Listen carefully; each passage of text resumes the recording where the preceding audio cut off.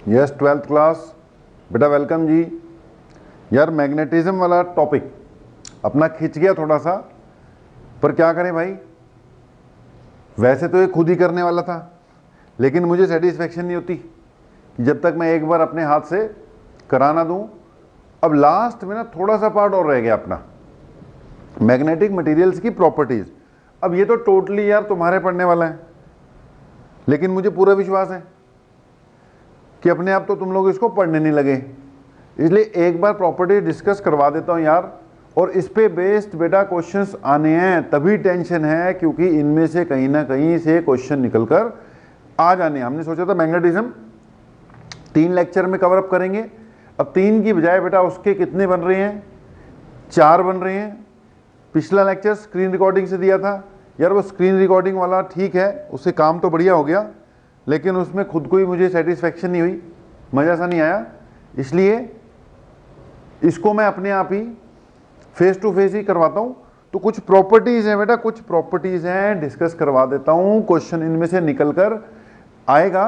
तो last stage है, जल्दी खत्म कर देंगे इस टॉपिक को हम। इसके बाद एक हिस्टेरिसिस वाला और बच रहा है, वो करके 1 घंटे से कम का लेक्चर होगा शायद आज, बाकी देखते हैं। ओके, तो ये प्रॉपर्टीज़ है बेटा, आपके नोट्स आपके पास हैं, उनमें लिस्ट आउट की होती हैं। अब कुछ प्रॉपर्टीज आपको डाया पैरा फेरो की क्लियर होनी चाहिए, डाया पैरा फेरो क्लियर होनी चाहिए। तो तुम्हारे सामने ही है, नोट्स तुम्हारे पास है, उसमें सारी की सारी एज इट इज लिस्ट कर रखी हैं। तो एक बार देख लो, जहां जहां से क्वेश्चन बनते हैं क्वेश्चन वाइज डिस्कस करवा देता हूं। जैसे स्क्रीन पे दिख ही रहा होगा आपको कि 3 तरह के मटेरियल है यार, बहुत डिस्कस कर लिया हमने। 3 तरह के मटेरियल कौन कौन से, डाया, पैरा और फेरो। फर्स्ट प्रॉपर्टी तो डेफिनेशन में इसके छुपी हुई है कि यार ये वो मटेरियल्स हैं जो कि मैग्नेटिक फील्ड को अपोज करते हैं, दे अपोज मैग्नेटिक फील्ड। लेकिन साथ में एक वर्ड यूज होता है बार बार, हमने पहले भी किया, फीबली। फीबली मतलब बड़ी वीकली अपोज करते हैं मैग्नेटिक फील्ड को, लेकिन बहुत वीकली। तो these are the material which feebly magnetize but in opposite direction। ये मैग्नेटाइज हो जाते हैं थोड़े बहुते, लेकिन अपोज करने के चक्कर में ये ऑपोजिट डायरेक्शन में मैग्नेटाइज होते हैं। पैरामैग्नेटिक क्या है, ये भी मैग्नेटाइज हो जाते हैं बट इन सेम सेंस। लेकिन कैसे, feebly, they feebly magnetise in the direction of magnetic field, they feebly magnetize opposite to the direction of magnetic field। और जो फेरो है वो तो फिर स्ट्रांगली है ना, फेरोमैग्नेटिक मटेरियल पैरामैग्नेटिक वालों की प्रॉपर्टी फॉलो करते हैं बट वेरी स्ट्रांगली।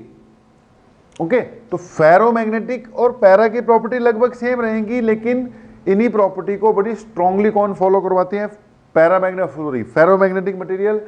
तीनों के एक एक दो दो एग्जाम्पल याद होने चाहिए। मैंने बोला था डायमैग्नेटिक का जो सबसे मेन एग्जाम्पल याद रखने वाला क्या है, कॉपर, कॉपर, कॉपर। कॉपर पे बहुत बार क्वेश्चन आता रहेगा आपको। पैरामैग्नेटिक में कोई याद कर लो, जैसे एल्युमिनियम याद कर लिया मैंने, एक आधा तो याद होना कम से कम। और फेरो में एक आधा नहीं, सारे याद होने चाहिए। इसमें 2-3 एग्जाम्पल मैंने बताए थे, आयरन, निकल, कोबाल्ट। ठीक है, क्योंकि देखो यूज तो फेरो ही होती है ना फिर, तो यहां पर आयरन, निकल, कोबाल्ट या फिर स्टील जो कि एक अलॉय है, या फिर एल्निको। ओके, एल्युमिनियम, निकल, कोबाल्ट की बनी हुई एक क्या होती है, अलॉय होती है। तो एक एक दो दो एग्जाम्पल याद रखने हैं। आयरन के तो 5 याद रखो ना, उसके फेरोमैग्नेटिक मटेरियल के। सो पहली सिंपल ही है, feebly magnetize but in opposite direction, feebly magnetize in same direction, strongly magnetize in same direction. Okay जी, अब अगली बात, सेकंड प्रॉपर्टी थोड़ा सा अगर पढ़ी जा रही है तो पढ़ के देखो।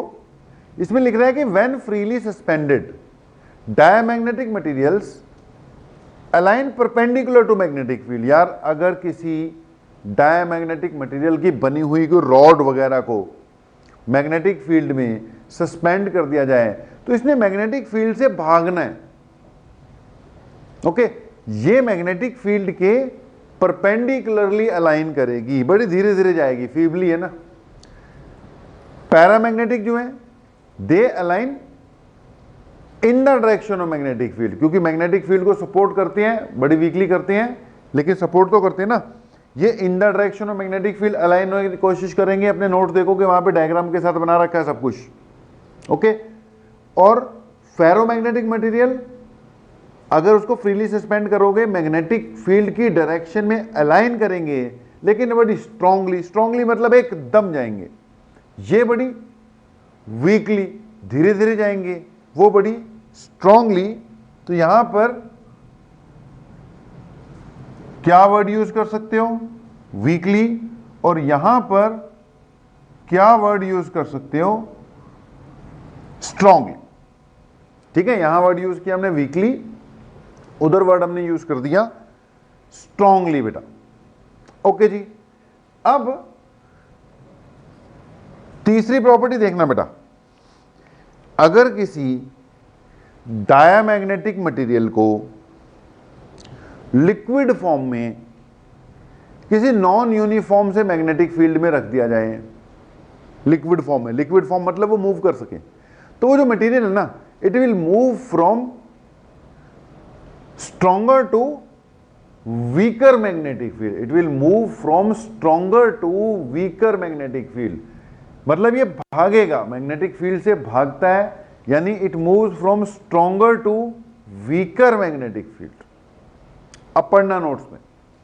ओके, इसमें क्या है, ऐसा मटेरियल किधर को भागेगा? From weaker to stronger magnetic field. Weaker से स्ट्रॉन्गर मतलब ये मैग्नेटिक फील्ड की तरफ भागता है, ये मैग्नेटिक फील्ड के ऑपोजिट भागता है, और ये वीकर टू स्ट्रॉन्गर, ये भी वीकर टू स्ट्रॉन्गर, लेकिन ये बड़े आराम आराम से और ये बहुत तेजी से, बहुत ही तेजी से।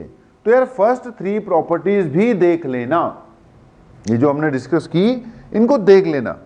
आपके नोट्स में मैंने बार बार बोल रहा हूं लिस्ट आउट करके दे रखा है, तो उनको थोड़ा अच्छे से देखो जी आपकी। अब जो नीचे वाली तीन प्रॉपर्टी आपको दिख रही है ना, 1 2 3, इस पे क्वेश्चंस आते हैं।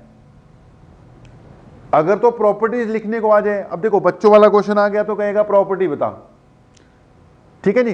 अब प्रॉपर्टी भी ये थोड़ी बोलेगा कि पूरी लिस्ट बना। अब हमें तो लिस्ट याद करनी पड़ेगी, हमें तो सब कुछ पता होना चाहिए, क्योंकि एक एक करके भी क्वेश्चन आ जाएगा ना। इस पे आ जाएगा कि स्ट्रॉन्गर टू वीक जाते हैं कि वीक टू स्ट्रॉन्ग जाते हैं। ऑब्जेक्टिव आ जाएगा, ऑब्जेक्टिव में फोटो बना के दे देगा 4 ऑप्शंस, उसमें फिर देखना पड़ेगा कौन सी बेस्ट ऑप्शन बैठ रही है। ओके, लेकिन अगर वैसे कोई प्रॉपर्टी बोल दे तो प्रॉपर्टी में ये तो बोलेगा नहीं सारी लिस्ट बना, तो आपको 3-4 खास खास सी प्रॉपर्टीज पता होनी चाहिए। तो पहली 3 भी चलो खास ही हैं, लेकिन लास्ट 3 जो आपको दिखाई दे रही है ना, ये थोड़ी ज्यादा खास है। मैं ऊपर वाला पोर्शन मिटा के इसको थोड़ा ऊपर लिखकर एक्सप्लेन भी कर दूंगा। तो अब जो प्रॉपर्टीज आ रही है ना, इस पे अलग अलग बहुत बार क्वेश्चन आया हुआ है। थोड़ा सा ध्यान देना कि ये जो प्रॉपर्टी आपको दिखाई दे रही है, इसमें हमने क्या रखा है, एक डायामैग्नेटिक मटेरियल, एक डायामैग्नेटिक मटेरियल, जैसे मान लो ये क्या है, एक डायामैग्नेटिक मटेरियल को एक्सटर्नल मैग्नेटिक फील्ड में रखा है। बेटा जब ये नहीं था, जब ये डायामैग्नेटिक मटेरियल यहां पर नहीं था, तो फील्ड लाइन सारी सीधी जा रही थी। डायामैग्नेटिक मटेरियल की प्रॉपर्टी है कि ये फील्ड लाइंस को अपने में से पास नहीं होने देता, मतलब रिपेल करता। अगर ये ना होता तो ये फील्ड लाइन सीधी जाती, यूनिफॉर्म मैग्नेटिक फील्ड लगा हुआ है यहां पर, देखो एक तरफ नॉर्थ है एक तरफ साउथ है, यूनिफॉर्म मैग्नेटिक फील्ड है।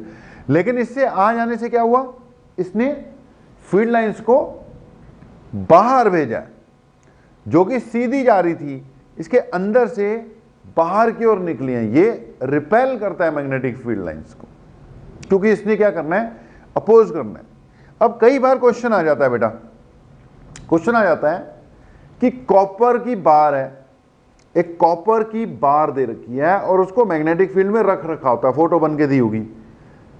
ओके, अब वो कहता है कि मैग्नेटिक फील्ड लाइंस इसमें से कैसे पास होंगी, शो करो। एक तरफ नॉर्थ शो कर रखा है, एक तरफ साउथ शो कर रखा है, बीच में कॉपर की बार रख रखी है।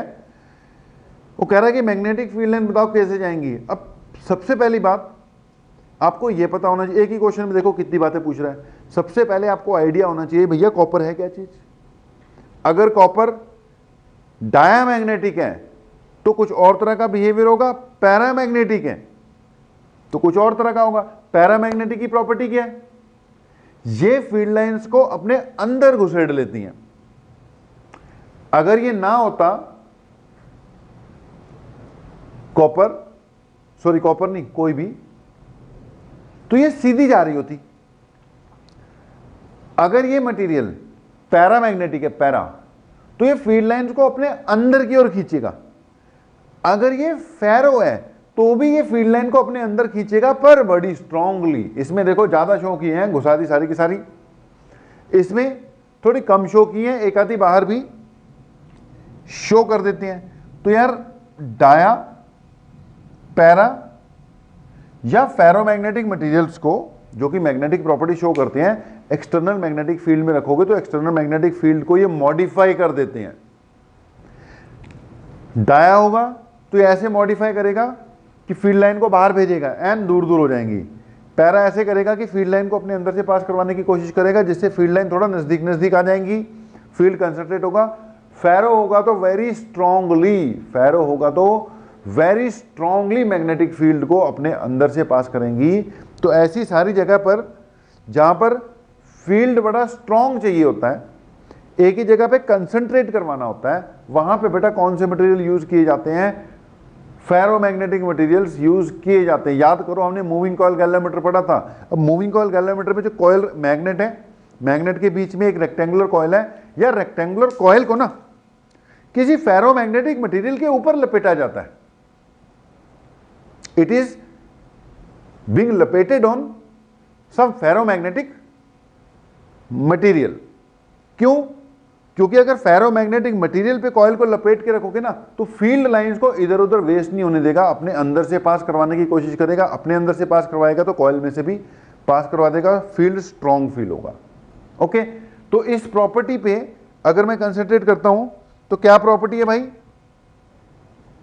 कि अगर किसी डायामैग्नेटिक मटेरियल को मैग्नेटिक फील्ड में रख दोगे तो फील्ड लाइन को कुछ ऐसे मॉडिफाई करेगा कि वो रिपेल करेगा, फील्ड दूर दूर हो जाएंगे। अगर किसी पैरामैग्नेटिक को रख दोगे तो अंदर से पास करवाएगा, अगर फेरो को रख दोगे तो बहुत बढ़िया तरीके से अंदर से पास करवाएगा।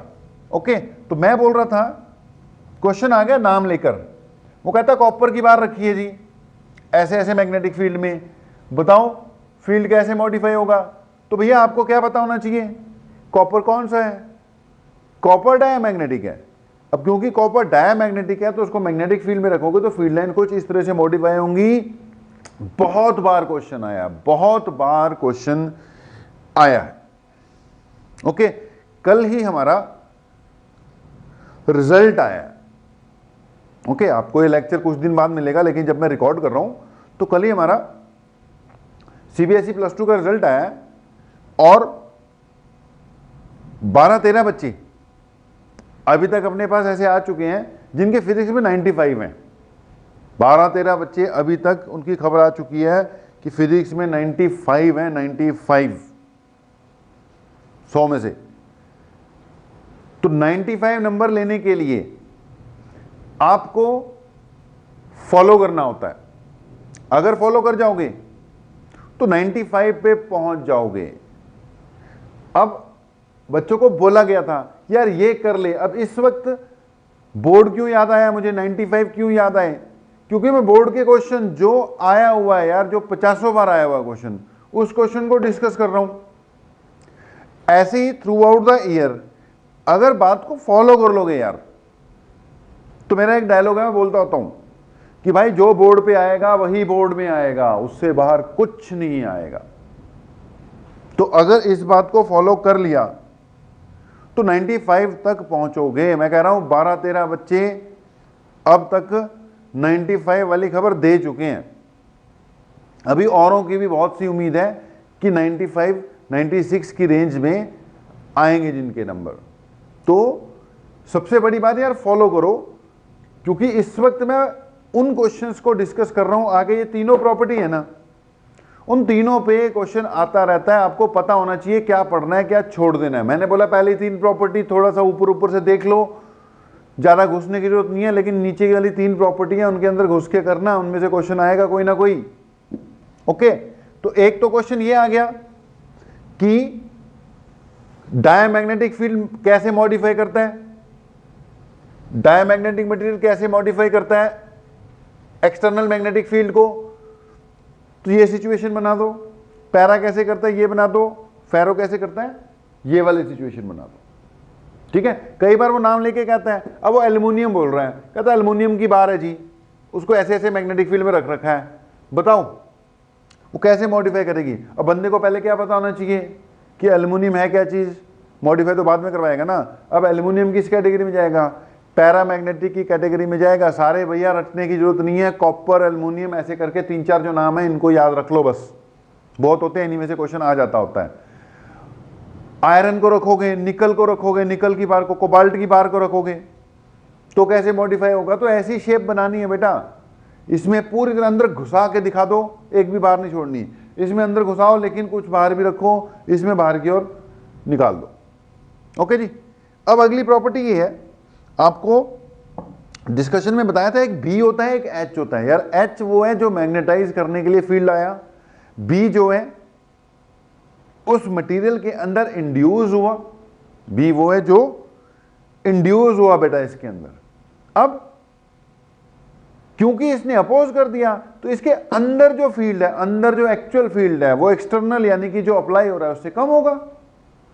इसमें क्या है, इसने कंसंट्रेट करवा दिया, पहले के कंपैरिजन में फील्ड लाइन बढ़ गई, अंदर क्लोज हो गई, फील्ड स्ट्रांग हो गया। तो इसके अंदर जो फील्ड है बी वो जो एक्सटर्नल मैग्नेटाइज करने के लिए लगा रखा है उससे थोड़ा ज्यादा हो गया, थोड़े ज्यादा हुआ क्योंकि इसने वीकली किया होगा। और इसमें क्या हुआ, इसने तो स्ट्रांगली अपने अंदर मैग्नेटिक फील्ड लाइन को समा लिया है। तो इसके अंदर का जो मैग्नेटिक फील्ड है वो जो मैग्नेटाइज करने के लिए मैग्नेटाइजिंग फोर्स लगाया हमने उसके कंपैरिजन में बहुत बहुत ज्यादा हो जाएगा। तो ये भी पता होना चाहिए कि डाया में जो मैग्नेटिक फील्ड में जब रखोगे तो डायामैग्नेटिक मटेरियल के अंदर उसके आसपास के रीजन के कंपैरिजन में मैग्नेटिक फील्ड कम होगा। पैरा में उसके अंदर उसके आसपास के रीजन के कंपैरिजन में फील्ड ज्यादा होगा और फेरो में तो बहुत ज्यादा होगा। ओके, अब एक और बात, म्यू आर बताया हमने आपको पिछले लेक्चर में, ये म्यू आर का कंसेप्ट बताया है बेटा। क्या है mu r? It is relative permeability of the magnetic material. Relative permeability, अगर डाया है तो इसकी रिलेटिव परमियाबिलिटी लेस देन 1 आती है, अगर पैरा है तो इसकी रिलेटिव परमियाबिलिटी ग्रेटर देन 1 आती है। अब ग्रेटर देन 1 का मतलब ये नहीं है कि बहुत ज्यादा, 1 पॉइंट समथिंग ही रहती है, 1 पॉइंट समथिंग मतलब 2 से कम रहेगी, 1.1 1.2 इस रेंज में रहेगी। और अगर फेरोमैग्नेटिक है तो इसकी relative permeability much greater than 1 होती है, मच ग्रेटर देन 1 होती है। अब क्वेश्चन आ गया कि जी एक बार है जी किसी मैग्नेटिक मटेरियल की जिसकी रिलेटिव परमियाबिलिटी 0.85 है, रिलेटिव परमियाबिलिटी 0.85 है, उसको मैग्नेटिक फील्ड में रखा है और बताओ मैग्नेटिक फील्ड कैसे मॉडिफाई होगा। तो बंदे को समझ में लगना चाहिए कि भैया रिलेटिव परमियाबिलिटी 0.85 का मतलब कि वो क्या हुआ, 1 से नीचे चले गई, डाया हुआ, डाया हुआ तो शेप ऐसे मॉडिफाई होगी। अगर वो कहता है 1.25 है जी तो 1 से ऊपर चलेगी तो पैरा हो गया, तो शेप ऐसी होगी। और अगर कहता है कि 10 है, 15 है, 20 है तो वो फेरो हो गया, उसकी शेप एक्सटर्नल मैग्नेटिक फील्ड की कुछ ऐसे मॉडिफाई होगी। तो भाई कभी वो नाम ही दे देगा सीधा, कॉपर को रखा है, कभी वो सीधा बोल देगा, बहुत ईजी कर देगा, डाया को रखा है, कभी कह देगा ऐसे ऐसे इसकी परमेबिलिटी दे रखी है। ओके, अब अगली बात कि जो एक रिलेशन मैंने बताई होगी पहले कि म्यू जो होता है ना, म्यू वो 1 प्लस ससेप्टिबिलिटी होता है, यानी जो ससेप्टिबिलिटी होती है वो म्यू माइनस 1 होती है। सोचना, mu is equal to 1 plus susceptibility. तो एक रिलेटिव परमेबिलिटी थी, एक मैग्नेटिक ससेप्टिबिलिटी भी थी बेटा, जो डिस्कस किया उसमें एक मैग्नेटिक ससेप्टिबिलिटी भी अपने पास आई थी। अब ध्यान से सुनना, जिसकी रिलेटिव परमेबिलिटी 1 से कम है, रिलेटिव परमेबिलिटी अगर 1 से कम होगी तो 1 से कम से अगर 1 माइनस कर दोगे, 0.85 से 1 माइनस कर दोगे तो नेगेटिव आ जाएगा ना। यानी कि डायामैग्नेटिक मटेरियल की जो ससेप्टिबिलिटी है ये कैसी होती है, नेगेटिव होती है, नेगेटिव। यानी इनकी जो ससेप्टिबिलिटी होती है लेस देन 0 होती है। हाँ, लेस देन 0 तो होती है, लेकिन -1 से नीचे नहीं जाएगी, 0 पॉइंट लेस देन 0 होगी, यानी नेगेटिव होगी, लेकिन बहुत ज्यादा नीचे नहीं जाएगी। अगर ससेप्टिबिलिटी नेगेटिव है तो समझ जाओ क्या है, डाया। ऐसे ही इसमें 1 से ज्यादा है ना, 1 से ज्यादा, अगर ये 1 से ज्यादा होगी तो 1 से ज्यादा में से 1 माइनस कर दो, तो इसकी ससेप्टिबिलिटी भाई पॉजिटिव रहेगी, पॉजिटिव। अब पॉजिटिव का मतलब ये नहीं है कि बहुत ज्यादा होगी, 0 पॉइंट समथिंग होगी, 1 से कम होगी। ठीक है जी, ये जो होती है लेस देन 1 होती है, ग्रेटर देन 0 होती है। ये तो लेस देन ही क्या है, 0, लेकिन ग्रेटर देन -1। अब इसमें तो less than 1 greater than 0 positive रहेगी, मच ग्रेटर देन 0। इसमें हमने बेसिकली क्या कहना है यार, ग्रेटर देन 0 है, इसमें क्या कहना है लेस देन 0 है, इसमें क्या कहना है मच ग्रेटर देन 0 है, मच ग्रेटर देन 0। तो यार ये प्रॉपर्टीज हैं, इनको देखना है कि जो ससेप्टिबिलिटी की मैं बात कर रहा हूं ये भी बहुत इंपॉर्टेंट है। अब मान लो मैंने तुम्हें क्वेश्चन दिया कि एक मटेरियल है जी जिसकी रिलेटिव परमिएबिलिटी 0.85 है, या मैंने बोल दिया एक क्वेश्चन है कि जिसकी ससेप्टिबिलिटी 0.85 है। देखो बहुत फर्क है इसमें यार। अगर रिलेटिव परमिएबिलिटी 0.85 है तो रिलेटिव परमिएबिलिटी 1 से नीचे चलेगी तो डाया हो जाएगा, लेकिन अगर ससेप्टिबिलिटी 0.85 है तो ससेप्टिबिलिटी 0 से ज्यादा है। ससेप्टिबिलिटी में 0 का कंसेप्ट है, 0 का, और रिलेटिव परमिएबिलिटी में 1 का कंसेप्ट है। अगर रिलेटिव परमिएबिलिटी 1 से नीचे है तो वो डाया हो गया। अगर ससेप्टिबिलिटी देख रहे हो वो 1 से नीचे लेकिन ग्रेटर देन 0 है ना, यहां ससेप्टिबिलिटी में आपने डाया पैरा चेक करने के लिए 0 के साथ कंपेयर करना है बेटा। अगर ये 0 से कम चले गई तो होगा डायमैग्नेटिक, 0 से ज्यादा है तो पैरा रहेगा। और अगर रिलेटिव परमिएबिलिटी दे रखी है तो 1 के साथ कंपेयर करो, 1 के साथ। ओके, 1 के साथ कंपेयर, 1 से कम चले गया तो डाया, और अगर 1 से चले गया ज्यादा चले गया तो पैरा है। तो मैं बोल रहा था क्वेश्चन दे दिया कि एक ऐसा मटेरियल है जिसकी ससेप्टिबिलिटी 0.85 है, बताओ ये मैग्नेटिक फील्ड को कैसे मॉडिफाई करेगा, एक्सटर्नल मैग्नेटिक फील्ड को कैसे मॉडिफाई करेगा। तो भाई तुम्हें पता होना चाहिए। अब ये खेल उससे पता लगेगा, पहले आपको आइडेंटिफाई करना पड़ेगा वो डाया पैरा है या फेरो है, उसके बाद फील्ड मॉडिफाई होगा। यानी फील्ड मॉडिफाई करने वाला क्वेश्चन तो आता ही रहता है, कभी किसी तरीके से, कभी सीधा बोल देता है डाया जी, कभी कहता है उसकी ससेप्टिबिलिटी इतनी है, कभी कहता है उसकी रिलेटिव परमिएबिलिटी इतनी है, कभी नाम दे देता है कॉपर है जी, आयरन है जी। अब इससे रिलेटेड भैया क्वेश्चन आता रहता है, देखते रहना। बात को खत्म करते हैं। एक बात और टेम्परेचर वाली, ओके, तो प्रॉपर्टीज में मैंने बोला था लास्ट वाली इंपॉर्टेंट है, लास्ट वाली प्रॉपर्टीज में एक ये डायग्राम वाला कंसेप्ट, एक रिलेटिव परमेबिलिटी वाला कंसेप्ट, एक ससेप्टिबिलिटी वाला कंसेप्ट, मैग्नेटिक ससेप्टिबिलिटी बोलते हैं इसको, एक मैग्नेटिक ससेप्टिबिलिटी वाला कंसेप्ट और एक टेम्परेचर वाला कंसेप्ट, वो भी देख लो भाई। टेम्परेचर में अगर के पूछे डायमैग्नेटिक मटेरियल्स टेम्परेचर पे कैसे डिपेंड करते हैं, तो उनके बारे में तो कह देना है कि they are independent of temperature. Diamagnetic materials temperature पर डिपेंड नहीं करते, they are independent of temperature.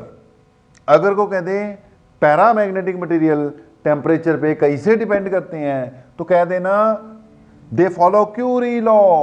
बताया था लास्ट लेक्चर में, कौन सा लॉ फॉलो करेंगे? Curie's law. क्यूरीज लॉ क्या कहता था कि जो ससेप्टिबिलिटी है, मैग्नेटिक ससेप्टिबिलिटी, वो इनवर्सली प्रोपोर्शनल टू क्या है? टेम्परेचर है। It is inversely proportional to temperature, यानी जैसे जैसे टेम्परेचर बढ़ेगा मटेरियल अपनी मैग्नेटिक प्रॉपर्टीज यानी पैरामैग्नेटिक बिहेवियर लूज करेगा। It will lose its paramagnetic behaviour. ठीक है जी। फेरोमैग्नेटिक मटेरियल की बात करोगे कि ये टेम्परेचर पे कैसे डिपेंड करते हैं, तो बेटा जब तक तो वो फेरो है, तो टेम्परेचर का तो यही कंसेप्ट है, इनवर्सली प्रोपोर्शनल टू टेम्परेचर रहेगा। लेकिन हम ये नहीं कहेंगे वो क्यूरी लॉ फॉलो करता है, उसमें और ही कंसेप्ट है। उसमें है कि एक पर्टिकुलर लिमिट तक तो यही चलता रहता है, खैर, लेकिन इसमें पूरी इनवर्स प्रोपोर्शनलिटी है, उसमें पूरी इनवर्स प्रोपोर्शनलिटी होती। हम ये नहीं कहेंगे कि ferromagnetic materials follow curies law, लेकिन बात उसमें भी वही है, टेम्परेचर बढ़ाने से मटेरियल अपना फेरोमैग्नेटिज्म लूज करता है। टेम्परेचर बढ़ाते जाओ बढ़ाते जाओ बढ़ाते जाओ, वो अपना मैग्नेटिज्म लूज करता जाता है, और एक टेम्परेचर ऐसा आता है जिसपे वो अपना फेरोमैग्नेटिक बिहेवियर या फेरोमैग्नेटिज्म हमेशा हमेशा के लिए लूज कर कर पैरामैग्नेटिक बन जाता है। बात को समझो। आपने इसमें तो सीधा बोल दिया ना, जितना टेम्परेचर बढ़ाओगे उतनी ससेप्टिबिलिटी कम होगी, यानी उतना ही मैग्नेटिक बिहेवियर या पैरामैग्नेटिक बिहेवियर कम होता जाएगा मटेरियल का। फेरो में मैं बोल रहा हूं कि टेम्परेचर इंक्रीज करने से उसका फेरोमैग्नेटिक बिहेवियर कम होगा। टेम्परेचर बढ़ाते जाओ फेरोमैग्नेटिज्म लूज करता जाएगा, बढ़ाते जाओ फेरोमैग्नेटिज्म लूज करता जाएगा। टेम्परेचर कम कर दोगे फेरोमैग्नेटिज्म फिर आ जाएगा, टेम्परेचर बढ़ा दोगे फेरोमैग्नेटिज्म लूज करेगा, टेम्परेचर कम करोगे फिर से अपना फेरोमैग्नेटिज्म गेन कर लेगा। लेकिन अगर बेटा टेम्परेचर बढ़ा रहे हो फेरोमैग्नेटिज्म लूज कर रहा है, बढ़ा रहे हो लूज कर रहा है, बढ़ा रहे हो लूज कर रहा है, अगर आपने टेम्परेचर एक लिमिट के ऊपर बढ़ा दिया तो अपना फेरोमैग्नेटिज्म वो ऐसे लूज करेगा कि उसके बाद कभी गेन नहीं कर पाएगा और वो पैरामैग्नेटिक मटेरियल बन जाएगा। माड़े मोटा फिर मैग्नेटाइज होता रहेगा, पैरामैग्नेटिक मटेरियल बन जाएगा। एक बार फिर से बोला, टेम्परेचर बढ़ाओगे फेरोमैग्नेटिज्म लूज करेगा, टेम्परेचर कम कर दोगे फेरोमैग्नेटिज्म फिर से गेन करेगा। लेकिन टेम्परेचर आपने बढ़ाया फेरोमैग्नेटिज्म लूज हुआ, बढ़ाया फेरोमैग्नेटिज्म लूज हुआ। अगर टेम्परेचर बढ़ाते बढ़ाते एक पर्टिकुलर टेम्परेचर क्रॉस करवा दिया तुमने, तो वो अपना फेरोमैग्नेटिज्म हमेशा हमेशा के लिए खो देगा और उसके बाद वो एक पैरामैग्नेटिक मटेरियल बन जाएगा। और जब वो पैरामैग्नेटिक बन जाएगा उसके बाद तुम कह सकते हो कि वो क्यूरी लॉ फॉलो करेगा। उससे पहले बात तो निकल कर यही आ रही है कि ससेप्टिबिलिटी जो है वो इनवर्सली प्रोपोर्शनल टू टेम्परेचर है, लेकिन बोलते नहीं है क्योंकि वो डायरेक्ट लीनियर सा बिहेवियर नहीं बन पाता, इसमें बनता है। ओके, तो फेरोमैग्नेटिक जब तक है तब तक हमने ये नहीं कहना है क्यूरी लॉ फॉलो करता है। हाँ, वैसे रफली बोल देना है टेम्परेचर बढ़ने से फेरोमैग्नेटिज्म लूज होता है, लेकिन बेटा जब इसने अपना फेरोमैग्नेटिज्म हमेशा हमेशा के लिए लूज कर दिया था एक पर्टिकुलर टेम्परेचर के बाद, उसके बाद ये क्यूरी लॉ फॉलो करने लग जाता है। हम कहेंगे कि ये क्या फॉलो करता है? क्यूरी वेस लॉ। उसको कौन सा कहते हैं? क्यूरी वेस लॉ कहते हैं बेटा। ठीक है, अब वेस भी साइंटिस्ट का नाम था, क्यूरी वाला फंडा उसने लगा ही दिया। अब क्यूरी वेस्ट लॉ के हिसाब से जो ससेप्टिबिलिटी है वो किसके प्रोपोर्शनल है, ऐसे लिखते होते हैं T minus T C. T उस ऑब्जेक्ट का टेम्परेचर है, उस मटेरियल का, TC बेटा क्रिटिकल टेम्परेचर है। क्रिटिकल टेम्परेचर वो था जिस पे उसने अपना फेरोमैग्नेटिज्म लूज किया था। अब वो निकाल दो, उसके बाद वाला टेम्परेचर जो है उसके ऊपर ये फिर से क्यूरी लॉ फॉलो करेगा, लेकिन ये वेस्ट ने मॉडिफाई करके दिया था इसलिए इसको क्यूरी वेस्ट लॉ कहते हैं। बाकी इसको यार पढ़ो, जितना बोलता जाऊंगा मामला खिंचता चला जाएगा बच्चे, मामला खिंचता चला जाएगा। 4 लेक्चर की बजाय 16 लेक्चर में खत्म होगा। पढ़ने वाला काम है, थोड़ा सा प्रॉपर्टीज को पढ़ो। ओके जी, तो लास्ट की 2-3 प्रॉपर्टी, ससेप्टिबिलिटी, परमेबिलिटी के कंसेप्ट जो हैं उनको थोड़ा कंसंट्रेशन के साथ पढ़ो। जो बोर्ड पर आएगा उसमें से ही बोर्ड में आएगा, याद रखना मेरी बात, उससे बाहर नहीं आता। इसीलिए मैंने कोई कसर नहीं छोड़ी। मैग्नेटिज्म वाला जो टॉपिक है जिसको आमतौर पे 99% टीचर ये कह के छोड़ देता है कि यार इसको कर लेना, बड़ा इजी है, रीडिंग वाला है। बेशक रीडिंग वाला है, लेकिन कुछ कंसेप्ट इसमें बताने वाले भी होते हैं। तो हमने भाई इस पे मैग्नेटिज्म वाले पार्ट पे 4 लेक्चर लगाए हैं, पूरे 4 लेक्चर। तो इसलिए इसको करो और घर पे जाके इसमें से पढ़ो भी। ओके जी, इसमें से पढ़ना भी। अब तो घर पे बैठे हो सारे के सारे, तो इसमें से पढ़ना भी। नोट्स दे रखे हैं, एक टॉपिक रह गया, वो भी अभी कवर अप कर रहा हूं। डाल लो heading, hysteresis, concept of hysteresis last topic है, हिस्टेरिसिस। हाँ जी यार, एक ये भी कंसेप्ट अब लास्ट वाला अपना रह गया, कंसेप्ट ऑफ हिस्टेरिसिस। अब ये हिस्टेरिसिस क्या है, देखो भाई क्या है अब ये हिस्टेरिसिस। डाया पैरा फेरो, पता लग गया हमें, ठीक है जी। अब फेरो पे कंसंट्रेट करो, क्योंकि मैग्नेट्स वगैरह जो बनाने हैं या मैग्नेटिक मटेरियल्स के लिए बेटा जो यूज होते हैं वो बेसिकली कौन यूज होते हैं, कौन से मटेरियल यूज होते हैं, फेरोमैग्नेटिक मटेरियल ही यूज होते हैं। अब इतना हमने पढ़ लिया। डाया को छोड़ दो, उनके और यूजेस हैं। पैरामैग्नेटाइज होते हैं लेकिन बड़े थोड़े से, उनका कोई फायदा वदा ज्यादा है नहीं है। मैग्नेटाइज होते हैं बढ़िया तरीके से, कौन से, फेरोमैग्नेटिक मटेरियल। अब मान लो अपने पास एक फेरोमैग्नेटिक मटेरियल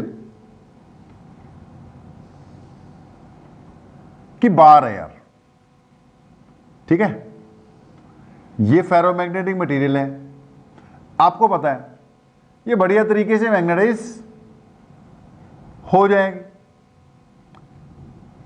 आपको ये भी पता है कि इसके अंदर डोमेन्स वगैरह बने होते हैं, है ना, डोमेन थ्योरी थी इसकी। लेकिन जब तक एक्सटर्नल फील्ड नहीं लगाओगे, इसके अंदर अकेले अकेले इंडिविजुअल जो मॉलिक्यूल्स हैं उनकी अपनी अपनी डायपोल मूवमेंट तो है, लेकिन नेट डायपोल मूवमेंट इसकी क्या है, 0 है। नेट डायपोल मूवमेंट इसकी क्या है, 0 एच। ओके, हमने बोला इंडिविजुअली हर डोमेन की अपनी अपनी नेट डायपोल मूवमेंट है, लेकिन in the absence of magnetic field इसकी जो नेट डायपोल मूवमेंट वो कितनी है, 0 है। Net dipole movement capital M 0 है। यानी इसकी जो अपनी इंटेंसिटी ऑफ मैग्नेटाइजेशन है वो इस वक्त क्या है, 0। याद करो यार, ये चीजें टर्म्स आपको बताई हुई हैं। M डायपोल मूवमेंट होगी इसके अंदर की, नेट डायपोल मूवमेंट, यार मैग्नेट होगा तो मैग्नेट के पोल्स होंगे, पोल्स होंगे तो डायपोल होगी, और डायपोल बन जाएगा तो वो डायपोल मूवमेंट होगी इसकी। फिलहाल ये बहुत बढ़िया मटेरियल है। कौन सा मटेरियल है, फेरो है जी। अब है तो फेरो, लेकिन यार जब तक इसको मैग्नेटाइज नहीं कर देते ना, जब तक इसको एक्सटर्नल मैग्नेटिक फील्ड में नहीं रख देते, तब तक इसके अंदर जो इसका नेट इंटेंसिटी ऑफ मैग्नेटाइजेशन है, याद होगा आपको, intensity of magnetization is dipole moment per unit volume. m 0 है तो I भी इसकी 0 है, यानी कुछ मैग्नेटिज्म नहीं शो कर रहा, कर सकता है, पोटेंशियल इसमें बहुत है लेकिन कर नहीं रहा।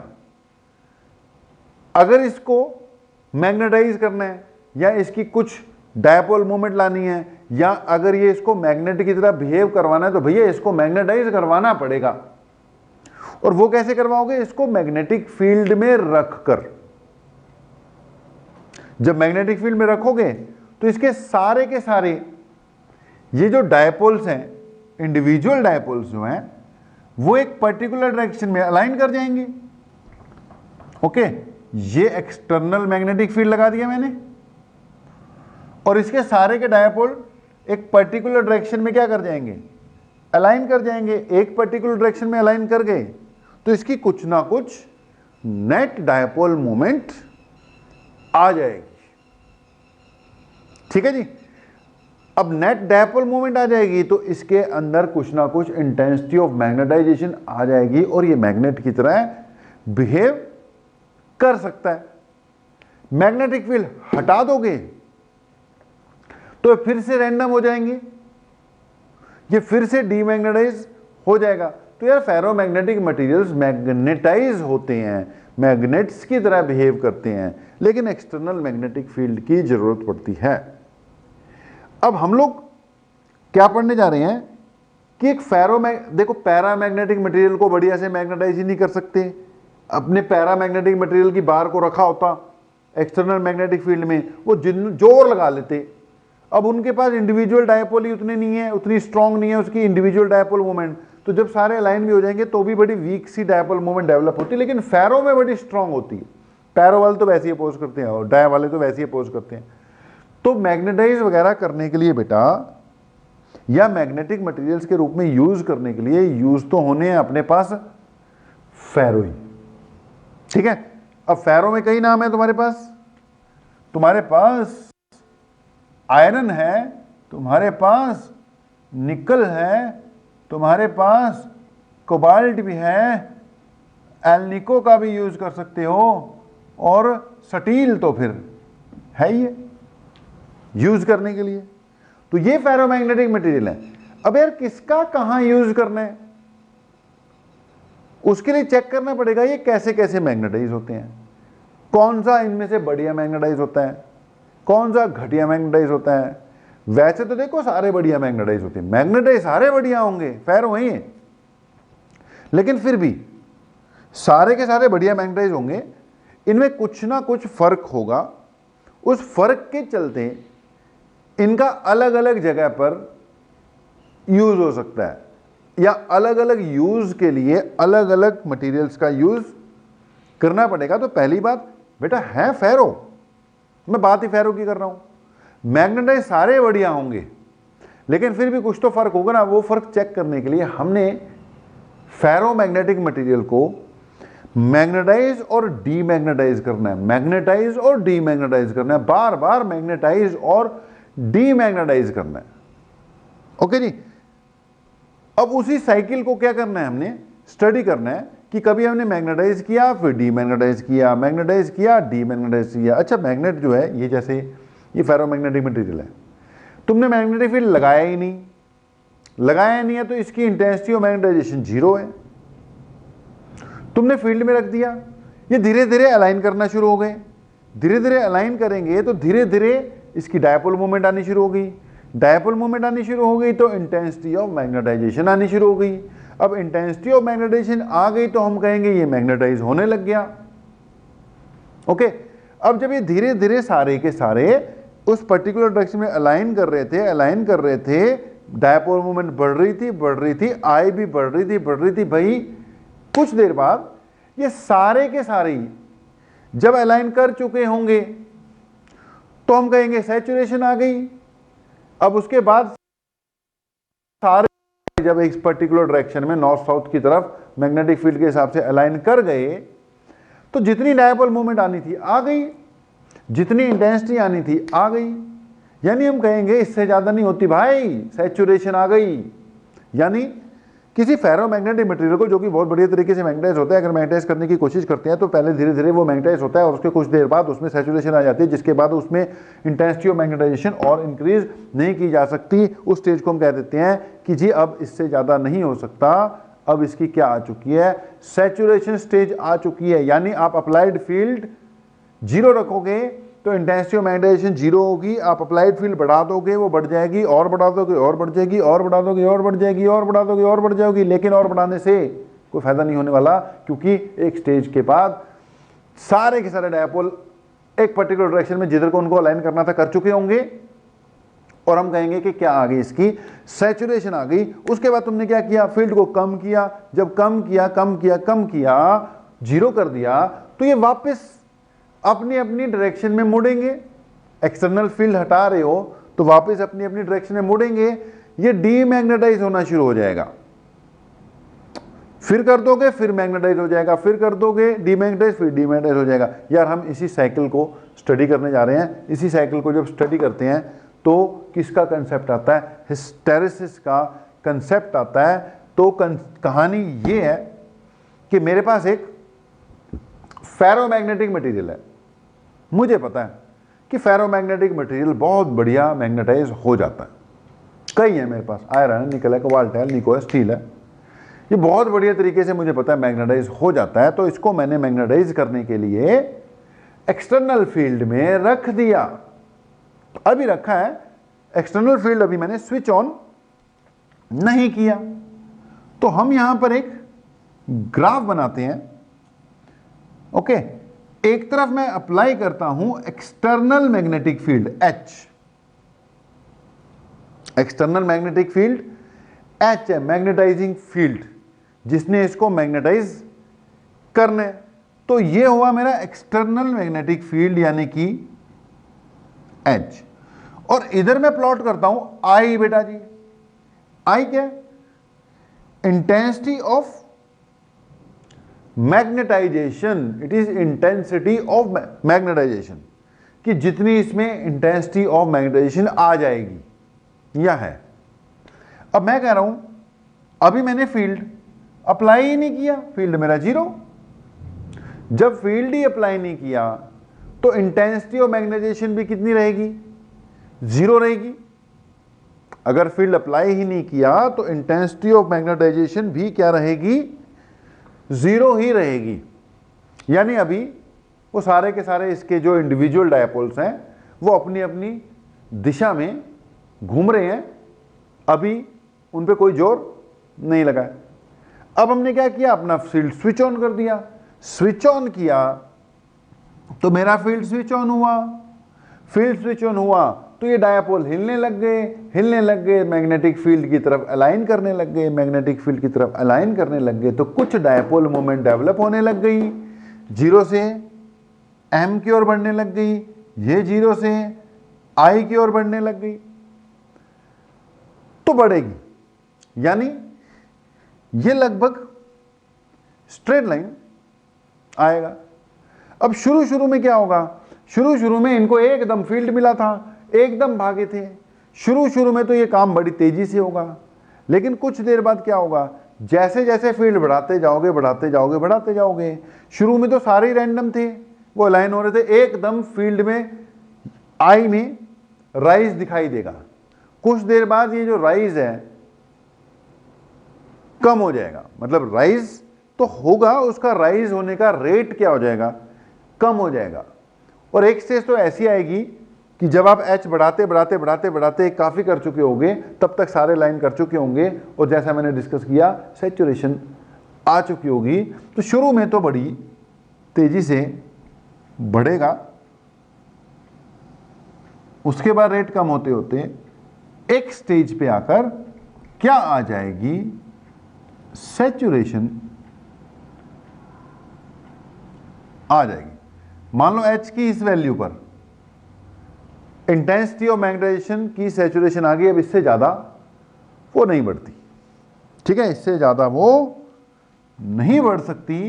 तो ये हुआ बेटा फर्स्ट स्टेप, सैचुरेशन तक पहुंच गए तुम। ओके, इसमें जितनी इंटेंसिटी आनी थी, इंटेंसिटी ऑफ मैग्नेटाइजेशन आ गई, ठीक है, ये सैचुरेशन वैल्यू पे आ गई। अच्छा, कभी कभी इसको बी भी बोलते हैं, क्योंकि हमने बताया था कि इसके अंदर जो फील्ड डेवलप हुआ उसको बी बोलते हैं। तो यार कोई मटेरियल कितने अच्छे तरीके से मैग्नेटाइज हो गया, दैट कैन बी मेजर्ड। कोई मटेरियल कितने अच्छे तरीके से बेटा मैग्नेटाइज हो गया, that can be measured in terms of its intensity of magnetization और in terms of the magnetic field developed inside it. अभी फिलहाल हम आई के टर्म्स में चल रहे हैं, बात एक ही है, आई की भी सैचुरेशन है तो बी की भी सैचुरेशन आ जाएगी। अभी इन टर्म्स ऑफ आई चल रहे हैं, ये सैचुरेशन आ गई। अब अगली बात ध्यान से सुनना, जैसे एच बढ़ाया मैग्नेटाइज हुआ, आई बढ़ी। अब तुम क्या करते हो, इसको डीमैग्नेटाइज करते हो। डीमैग्नेटाइज मतलब एच को कम करना शुरू किया। अब भाई एच को कम करना शुरू करोगे तो आई भी क्या होगी, कम होनी शुरू हो जाएगी। बिल्कुल सही बात, मगर कम तो होनी शुरू हो जाएगी, मगर जितनी तेजी से ये आई बढ़ा था ना, कम करते वक्त उतनी तेजी से नहीं कम होना। अब तुमने कहा मैग्नेटाइज हो जाओ, कह रहे मैग्नेटाइज हो गए, फिर तुमने कहा अब डीमैग्नेटाइज हो जाओ, तो पहले तो ना करेंगे ना, नहीं होते नहीं होते नहीं होते, यानी वो देर लगाएंगे वापस डीमैग्नेटाइज होने में। जाते वक्त तो ग्राफ ये ऐसे क्या था कि एच बड़ा आई बड़ा, एच बड़ा आई बड़ा, एच बड़ा आई बड़ा। आते वक्त ये ग्राफ इतनी तेजी से नीचे नहीं आएगा। एच आप कम करोगे जब, तो नीचे तो आएगा, लेकिन ये स्टेप फॉलो करेगा। अगर एच बढ़ाते वक्त ये 10% बढ़ाता, घटाते तो 5% कम होगा। समझो बात को, इतनी तेजी से नहीं नीचे आने वाला। हो तो गया मैग्नेटाइज, अब डीमैग्नेटाइज इतनी तेजी से नहीं होने वाला। आप कम करते करते एच को 0 भी कर दोगे ना, तो भी आई कुछ ना कुछ रह जाएगा, तो भी आई कुछ ना कुछ रह जाएगा। आपने एच 0 कर दिया यार, मैग्नेटिक फील्ड में रख के मैग्नेटिक फील्ड उसके बाद 0 कर दिया भाई, तब भी इस मटेरियल में कुछ ना कुछ मैग्नेटिक इफेक्ट बचेगा। आई 0 नहीं होगा, इसका जो बी है इसके अंदर जो है वो 0 नहीं होगा। ओके जी। अब ये जो ओ ए है ना, ओ ए, इसको हम कहते हैं रिटेंटिविटी। ध्यान से समझना, ये चीजें इंपॉर्टेंट हैं, करने वाली हैं। ओ A is known as retentivity. इसको क्या कहते हैं, रिटेंटिविटी। ठीक है जी। रिटेंटिविटी वर्ड आ गया रिटेन कर लेने से, कि भैया जब फील्ड हटा भी दिया तो भी कितना उसने मैग्नेटिज्म रिटेन करके रखा है, दैट इज कॉल्ड रिटेंटिविटी। यार जितना ज्यादा रिटेन करके रखेगा उतना ही वो बढ़िया मैग्नेटिक मटेरियल होगा, उतना ही वो बढ़िया मैग्नेट के रूप में यूज किया जा सकता है। कि मैग्नेटिक फील्ड में रखा, उसके बाद फील्ड हटा भी लिया तो भी उसमें कुछ ना कुछ फील्ड बच रहा है। इसको कहते हैं retentivity. O A is known as retentivity. ठीक है जी। तो ओ ए क्या हो गया, रिटेंटिविटी हो गई जी। अब अगली बात कि तुमने बढ़ाया, ये बढ़ा, तुमने घटाया, ये घट गया लेकिन 0 नहीं हुआ, लेकिन तुम चाहते हो कि 0 हो जाए। अच्छा, कुछ दिनों बाद तो ये अपने आप 0 हो ही जाएगा, 2 दिन बाद, कई 2 दिन बाद हो जाते हैं, कई 4 दिन बाद होते हैं, कई 2-4 साल बाद हो जाते हैं। अब ये जिंदगी भर तो इसमें रहेगी नहीं। कुछ ऐसे मटेरियल हैं जो बड़ी जल्दी लूज कर जाएंगे 2-4 दिन में, कुछ ऐसे भी हैं 2-4 महीने लगा देंगे, कुछ ऐसे भी हैं 2-4 साल लगा देंगे, लेकिन लूज तो खैर कर ही देंगे। ओके, लेकिन तुम चाहते हो कि 2-4 साल नहीं, 2-4 दिन नहीं, अभी के अभी जो रिटेंटिविटी आई है उसको क्या करना है, तुमने 0 करना है। तो तुम मैग्नेटिक फील्ड उल्टा लगा दो। पहले नॉर्थ इधर था, साउथ इधर था, अब इसको रिवर्स मैग्नेटिक फील्ड में रख दो। बेटा जब तुम रिवर्स मैग्नेटिक फील्ड लगा दोगे, नेगेटिव वाला फील्ड लगा दोगे, तो जो रिटेंटिविटी बची हुई थी वो भी कम होते होते किस तरह बढ़ेगी, 0 की ओर बढ़ेगी। और एक स्टेज ऐसी आएगी कि वो 0 हो जाएगी। ओके, अब OB जो है ना, OB इसको कहते हैं coercivity. OB is known as coercivity. Coercivity का मतलब कि भाई that negative field applied to reduce the retentivity to 0 value. अब तूने मैग्नेटाइज किया, मैग्नेटाइज अपना फील्ड हटाया, फिर भी रह गया उसमें। अब तुम्हें अगर 0 करना है उसको उसी वक्त, तो आपको ऑपोजिट फील्ड लगाना पड़ेगा। अब कितना ऑपोजिट फील्ड लगाते हो, कितना ऑपोजिट फील्ड लगाते हो कि रिटेंटिविटी फिर से 0 हो जाए, या जो उसने इंटेंसिटी ऑफ मैग्नेटाइजेशन गेन की थी वो खत्म हो जाए, या इंटेंसिटी ऑफ मैग्नेटाइजेशन फिर से 0 हो जाए। That is called coercivity. Coercive का मतलब होता है धक्के से, जबरदस्ती। कोअर्सिविटी जाके डिक्शनरी में देखो, रिटेंटिविटी तो रिटेन से आ रहा है, कोअर्सिविटी, कोअर्सिव का मतलब होता है थोड़ा जबरदस्ती। अब ये नहीं हो रहा था 0, तो हमने इसको जबरदस्ती उल्टा फील्ड लगा के 0 करवा दिया। तो साइकिल कुछ ऐसे चल रहा है, मैग्नेटाइजेशन हो रही है, ये डीमैग्नेटाइजेशन। देख यहां तक आते आते डीमैग्नेटाइजेशन, डीमैग्नेटाइज करने के लिए उल्टा फील्ड लगाना पड़ता है। अब अगली बात, अगर आप नेगेटिव फील्ड बढ़ाते रहते हो तो यार 0 होने के बाद वो वापस मैग्नेटाइज होना शुरू हो जाएगा, लेकिन ऑपोजिट सेंस में। पहले आपने पॉजिटिव फील्ड लगाया, मैग्नेटाइज हुआ, सैचुरेशन आ गई, फिर आपने फील्ड कम कर दिया, कम करने से वो फील्ड तो कम हुआ उसके अंदर अंदर अंदर, लेकिन 0 कर देने से फिर भी कुछ ना कुछ बच गया। तुमने उसको 0 करने के लिए नेगेटिव फील्ड लगा दिया। अब तुम क्या करते हो, नेगेटिव फील्ड बढ़ाते रहते हो। भाई 0 के बाद क्या होगा, नेगेटिव चले जाएगा वो, यानी वो फिर से मैग्नेटाइज होना शुरू हो जाएगा, लेकिन ऑपोजिट सेंस में। फिर से मैग्नेटाइज होना शुरू हो जाएगा, लेकिन ऑपोजिट सेंस में। ये फिर से कहानी शुरू हो जाएगी, वो फिर से मैग्नेटाइज हो जाएगा और कुछ देर बाद फिर से सैचुरेशन आ जाएगी, लेकिन इस बार ऑपोजिट वाली सैचुरेशन आई है। ठीक है जी, तो मैग्नेटाइज, डीमैग्नेटाइज, फिर से मैग्नेटाइज, ऑपोजिट सेंस में। अब फिर तुमने जो नेगेटिव फील्ड लगाया था उसको फिर से पॉजिटिव की ओर बढ़ाना शुरू कर दिया।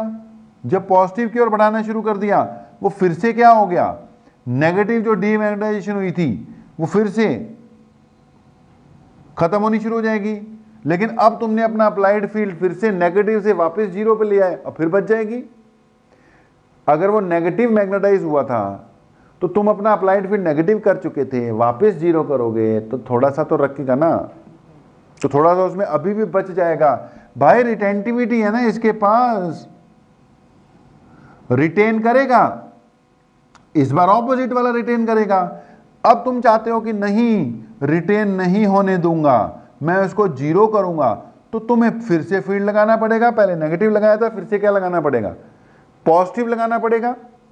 ओके, अब नेगेटिव से 0 करने के लिए पॉजिटिव लगाना पड़ता है, पॉजिटिव से 0 करने के लिए नेगेटिव लगाना पड़ता है। उसके बाद अगर कंटिन्यूटी में ये सब चलते रहो तो आपका ओवरऑल ग्राफ कुछ ऐसा बन जाएगा। यार ये जो कर्व बना, ये जो चिड़िया सी बन गई है ना, इसको कहते हैं हिस्टेरेसिस कर्व। क्या कहा जाता है इसको, हिस्टेरेसिस कर्व। ओके, और इस कंसेप्ट को क्या कहा जाता है, हिस्टेरेसिस। डिक्शनरी में जाकर देखोगे तो हिस्टेरेसिस का मतलब होता है लैगिंग इफेक्ट, लैग करना। यहां पर अब कंसेप्ट क्या है, जो H है ना वो I से हमेशा क्या करेगा, अब लैग करेगा, पीछे रहेगा। H पीछे पीछे, I आगे आगे। H चाहता है कि I को 0 कर दूं, तो जब वो खुद 0 होगा, उसको 0 करने के चक्कर में कुछ रह जाएगा। ठीक है, H नेगेटिव जाएगा तब वो 0 होगा। तो H और I इसके बाद कभी मैच नहीं कर पाएंगे। H हमेशा I से लैग करेगा, लैग। अब लैगिंग इफेक्ट है, इसलिए यहां पे कंसेप्ट, ये जो वर्ड यूज हुआ है हिस्टेरेसिस, अब पता नहीं क्यों यूज हुआ है, कुछ और भी वर्ड यूज कर सकते थे, लेकिन आपकी किताबों में ये हिस्टेरेसिस का कंसेप्ट दिया होता है, हमें वो करना पड़ेगा। तो ये था कंसेप्ट ऑफ हिस्टेरेसिस। ओके जी, अब हिस्टेरेसिस का कंसेप्ट कहां आता है बेटा, जब आप cycle of magnetization and demagnetization करवाते हो किसी भी फेरोमैग्नेटिक मटेरियल का। क्या करवाते हो, cycle of magnetization and demagnetization. ये साइकिल हो गया ना, मैग्नेटाइज किया, डीमैग्नेटाइज किया, मैग्नेटाइज किया, डीमैग्नेटाइज किया। ओके जी। तो ये हिस्टैरिसीस कर्व है, इसमें दो बातें निकल कर आई हैं। एक है retentivity, the residual magnetic field when external magnetic field is reduce to zero. जब हमने एक्सटर्नल मैग्नेटिक फील्ड को जीरो भी कर दिया तो भी उसमें जो रेसिडुअल मैग्नेटिक फील्ड बचा उसको हम क्या कहते हैं? रिटेंटिविटी। एक कोअर्सिविटी हो गया, the negative field applied to reduce the retentivity to its zero value is termed as coercivity. अब अगली बात, सिग्निफिकेंस ऑफ हिस्टैरिसीस कर्व। तो यार हिस्टैरिसीस कर्व का सिग्निफिकेंस क्या, हमने ये स्टडी करना है, या इसका इंपॉर्टेंस क्या है? इंपॉर्टेंस इसका ये है कि जो हिस्टैरिसीस कर्व है it helps us to select a particular ferromagnetic material for a particular purpose. हम फेरोमैग्नेटिक मटेरियल का अलग अलग जगह पे, कई जगह पे यूज करेंगे। अब कहां पे कौन सा यूज करना है बेटा, उसके हिस्टैरिसीस कर्व से स्टडी किया जा सकता है। जैसे मान लो हम फेरोमैग्नेटिक मटेरियल को सबसे पहली बात परमानेंट मैग्नेट्स के रूप में यूज करते हैं। कहां यूज करते हैं बेटा? परमानेंट मैग्नेट्स के रूप में इसको यूज करते हैं। मान लो हमने मैग्नेट बनाना है, परमानेंट मैग्नेट मतलब जो मैग्नेट का काम करे। आर्टिफिशियल मैग्नेट जो बार मैग्नेट होता है आपका, वो परमानेंट मैग्नेट ही होता है, मतलब जो अपना मैग्नेटिज्म लूज ना करे। ओके, तो एक तो परमानेंट मैग्नेट बनाने हो सकते हैं, या फिर दो तीन जगह पे और यूज होते हैं कि एक आपने सोलोनाइड पढ़ा था, ठीक है। सोलोनाइड बेटा एक तरह का इलेक्ट्रोमैग्नेट है। अब आपको याद होगा कि ये जो सोलोनाइड होता है, याद होगा आपको, जो सोलोनाइड होता है इसके अंदर मैग्नेटिक फील्ड कितना होता था? मुन्नी, याद होगा, मुन्नी, मुन्नी बदनाम हुई। ओके, तो मुन्नी था। अब आपको यह भी बताया था कि अगर इसके अंदर कोई फेरोमैग्नेटिक मटेरियल इंसर्ट कर दो, यानी अगर ये फेरोमैग्नेटिक रॉड के ऊपर वाइंडेड है, तो रिजल्ट क्या आ जाता था? म्यू आर मुन्नी, ठीक है, यानी mu R into mu naught N I. अब याद करो कि इसको फेरोमैग्नेटिक रॉड पे क्यों वाइंड किया? क्योंकि फेरोमैग्नेटिक मटेरियल का relative permeability much greater than 1 होती है। अभी कुछ देर पहले पढ़ रहे थे हम, मच ग्रेटर देन 1 होती है फेरोमैग्नेटिक मटेरियल की रिलेटिव परमेबिलिटी। अब क्योंकि इसकी relative permeability much greater than 1 होती है मेरे भाई, इससे क्या होगा? फील्ड बड़ा स्ट्रांग हो जाता है। वैसे म्यू नॉट एन आई आना था, अगर म्यू आर 50 हुई तो फेरोमैग्नेटिक रॉड के ऊपर इंसर्ट करने से जो आपका सोलेनॉइड है उसका मैग्नेटिक फील्ड 50 गुना बढ़ जाएगा। 100 हुई तो 100 गुना बढ़ जाएगा भाई। ओके, मगर हम चाहते हैं कि एज ए इलेक्ट्रोमैग्नेट यूज हो, एज ए इलेक्ट्रोमैग्नेट ही यूज हो।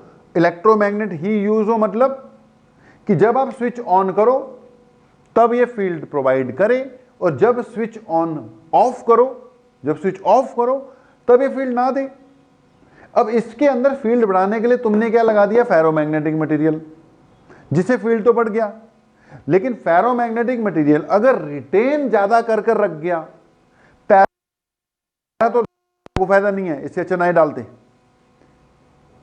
जो दूसरा है डाया, वो तो डालने का फायदा नहीं है, उसकी तो म्यू आर लेस देन 1 होती है। डालना तो फेरो है, बढ़ाना तो तुम चाहते हो, फील्ड को इंक्रीज तो करना चाहते हो, फेरो ही लगेगा।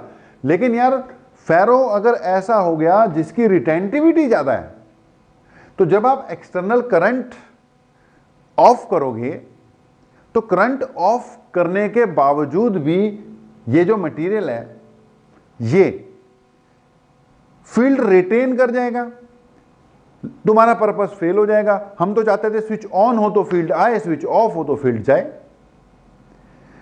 तो अब यहां पर कौन सा वाला फेरो यूज करूं कि जिसकी रिटेंटिविटी कम हो?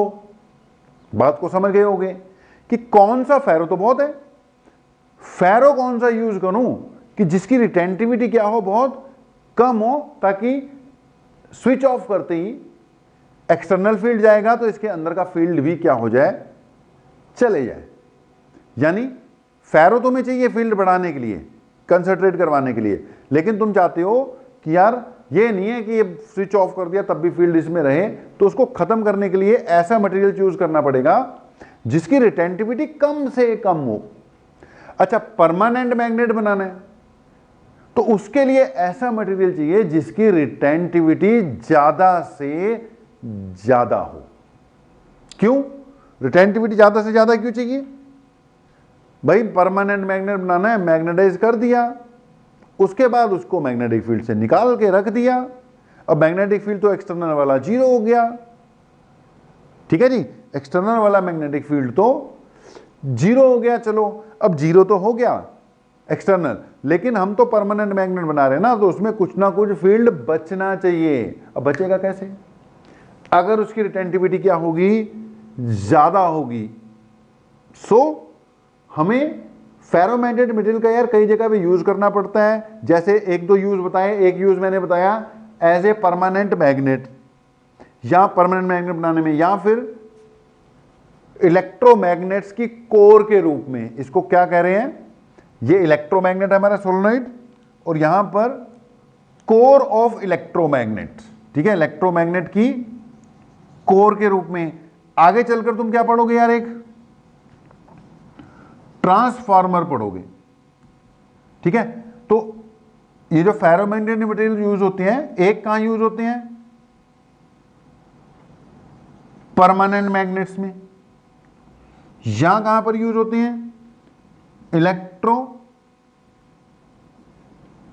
मैग्नेट कोर्स के रूप में, या फिर कोर मतलब बेटा उसके अंदर वाला जो मटेरियल होता है, या फिर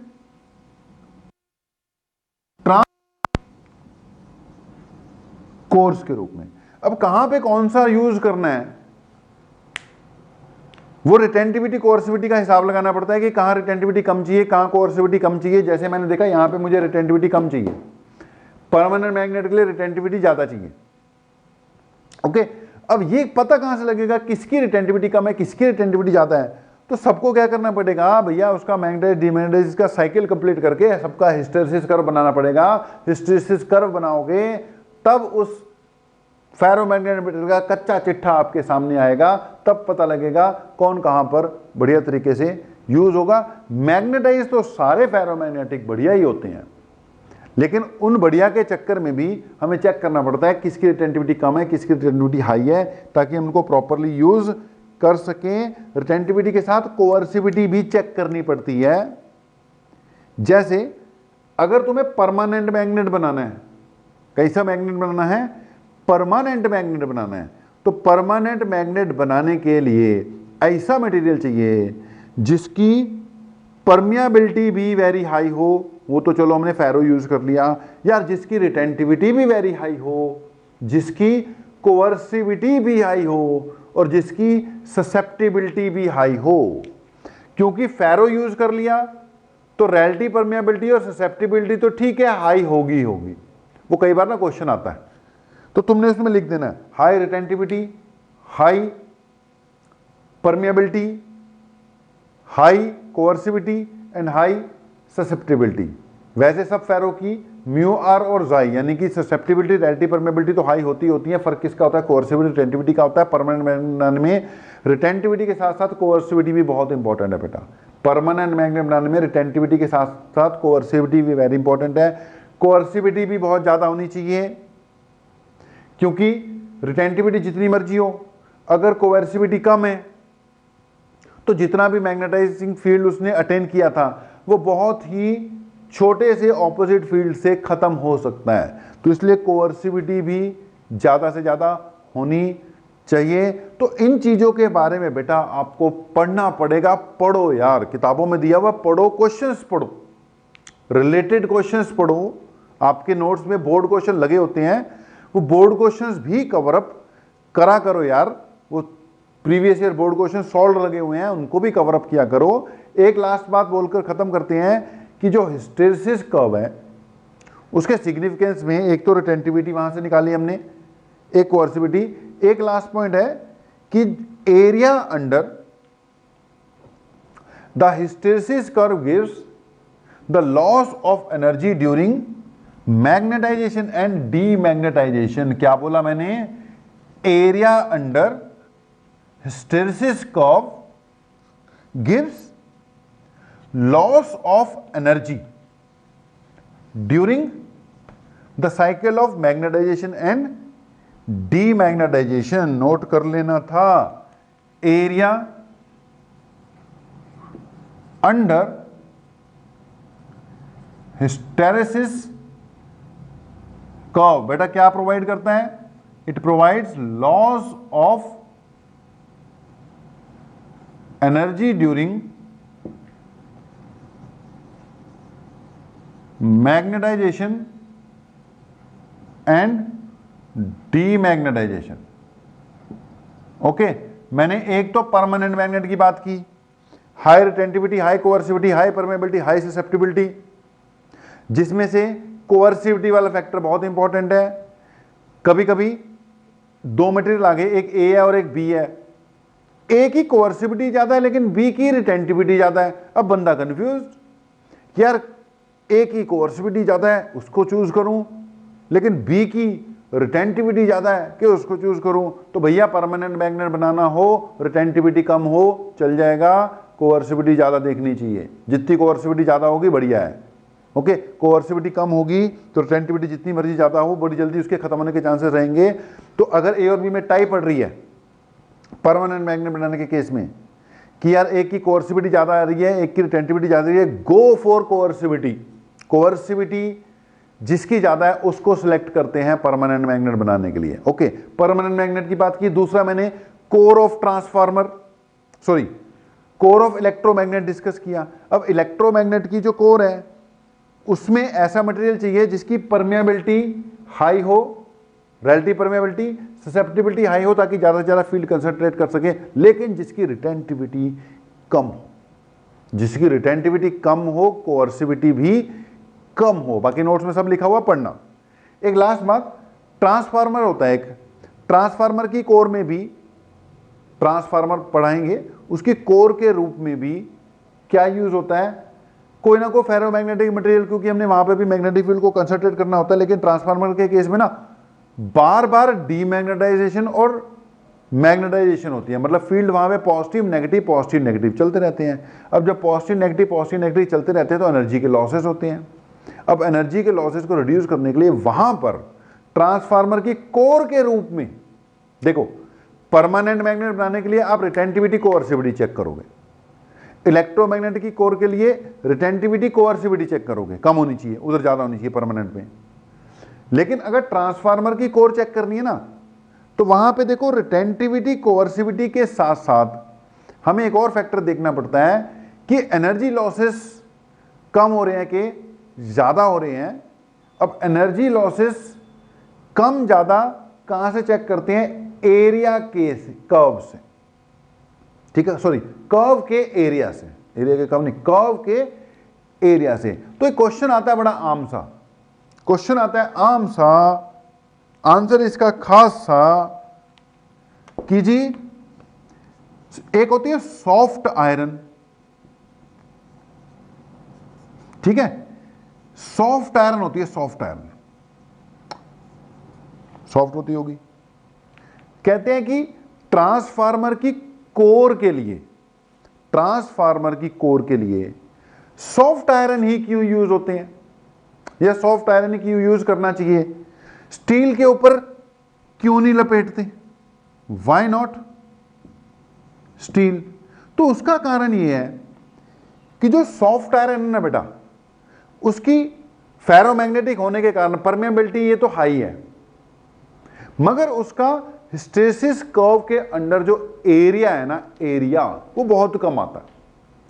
तो हिस्टेरिसिस कर्व के अंडर जो एरिया है वो कम आता है, इसका मतलब एनर्जी लॉसेस कम आते हैं, क्योंकि मैंने बोला area under hysteresis curve, loss of energy during magnetization, demagnetization. अब ट्रांसफार्मर में ना कभी पॉजिटिव फील्ड आता है, कभी नेगेटिव, कभी पॉजिटिव, कभी नेगेटिव, वहां पे बार बार मैग्नेटाइजेशन डीमैग्नेटाइजेशन, मैग्नेटाइजेशन डीमैग्नेटाइजेशन होती रहती है। वहां पे अगर स्टील जैसा मटेरियल यूज कर लोगे तो स्टील का कर्व वाइड होता है, इसका जो हिस्टैरिसीस कर्व थोड़ा चौड़ा होता है, एरिया ज्यादा आता है। एरिया ज्यादा का मतलब एनर्जी लॉसेस ज्यादा होंगे। तो भैया क्वेश्चन का सीधा सीधा आंसर, क्वेश्चन था why soft iron use in transformer cores, तो इसका आंसर में एग्जैक्ट लाइन ये है, because transformer cores soft iron, because soft iron use as a transformer core, because soft iron has narrow hysteresis curve. इसका hysteresis curve कैसा होता है?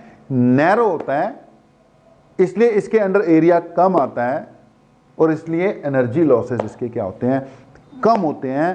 तो खींचने को जितना मर्जी खींचते रहो, रुक ही नहीं रहा ये टॉपिक भी। फिर भी इन 4 लेक्चर में हम क्लोज कर रहे हैं, बस इसके बाद कुछ नहीं बताता, बाकी तुम लोग पढ़ लेना। अपनी तरफ से कुछ नहीं छोड़ा, सब कुछ कराया है। तो बेटा मैग्नेटिज्म हो जाने के बाद अपना magnetic effect of current and magnetism नाम की ये जो बड़ी सी यूनिट थी, ये भी क्या हो गई है? पूरी तरह से क्लोज हो गई।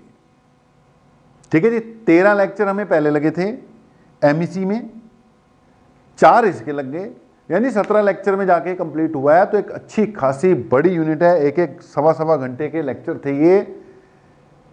तो अपनी तरफ से हमने बहुत कोशिश की। इस पे भी एक टेस्ट होगा बेटा आपका, इस टेस्ट को प्रिपेयर करो अच्छे से, टेस्ट दो, एंड होपफुली उस टेस्ट के बाद यानी 1-2 दिन में हम क्या स्टार्ट करने जा रहे हैं? न्यू चैप्टर स्टार्ट करने जा रहे हैं, न्यू यूनिट में बोले तो स्टार्ट करने जा रहे हैं इलेक्ट्रोमैग्नेटिक करंट। 2 पार्ट में आएगी, electromagnetic induction and alternating current. तो वो अपने आप में वेरी वेरी इंपॉर्टेंट होगी एग्जामिनेशन पॉइंट ऑफ व्यू से और कॉम्पिटिटिव लिहाज से भी। तो जो आपका सीबीएसई ने कुछ सिलेबस बेटा काटा छांटा, पढ़ाते वक्त हमने कुछ नहीं काटना छांटना, बस बोर्ड की प्रिपरेशन करते वक्त वो जो टॉपिक जिन्होंने काटे हैं उनको काट छांट देंगे। तो हम कुछ भी छोड़ने नहीं जा रहे हैं, सब कुछ कराने जा रहे हैं, क्योंकि कॉम्पिटिटिव एग्जाम में उन्होंने कुछ नहीं लिहाज करना, हर जगह से क्वेश्चन डाल देने हैं। ठीक है जी। तो तब तक के लिए आप लोगों से हम विदा लेते हैं। नेक्स्ट लेक्चर में मिलेंगे इलेक्ट्रोमैग्नेटिक इंडक्शन के साथ। थैंक यू वेरी मच भाई।